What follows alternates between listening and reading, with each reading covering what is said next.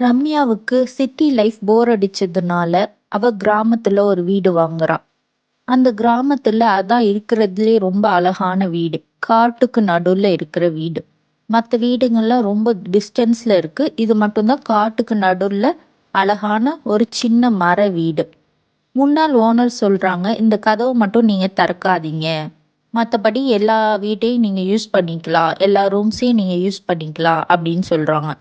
ஆனா ரம்யாவுக்கு இது மேலெல்லாம் நம்பிக்கை இல்லாததுனால அவ போய் அந்த கதவை திறக்கிறா. அந்த கதவை ஓபன் பண்ணதும் அந்த ரூம் ஃபுல்லா ஒரு ஸ்மெல் இருக்கு. ஏதோ ஒரு பூவோட வாசனை. அங்க இருந்த கண்ணாடியில அவளை பார்க்கறா. ஆனா அவளுக்கு பின்னாடி ஒரு நீளமான கூந்தல் நல்லா தெரியுது. என்னன்னு திரும்பி பார்க்கறா. ஆனா அங்க யாருமே இல்ல. சரி, நம்ம ஏதோ நினைச்சிருப்போம்னு சொல்லிட்டு அவ பெட்ல படுக்கிறா. அப்போ அவ கழுத்தை ஏதோ தடவுற மாதிரி இருக்கு. கண் திறந்து பார்த்தா ஒரு கூந்தல் அவ கழுத்தை சுத்தி இருக்குது. அப்போது அவளுக்கு ஒரு குரல் கேக்குது.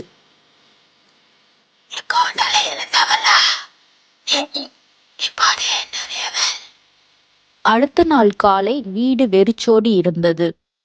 அந்த பெட்ல ஒரு சில கூந்தல். மீண்டும் புதிய மர்மம் மட்டுமே. நீங்க இந்த கதையை பத்தி என்ன நினைக்கிறீங்க? அந்த கூந்தல் யாருடையது? மறக்காம கமெண்ட் பண்ணுங்க. தேங்க்ஸ் ஃபார் வாட்சிங்.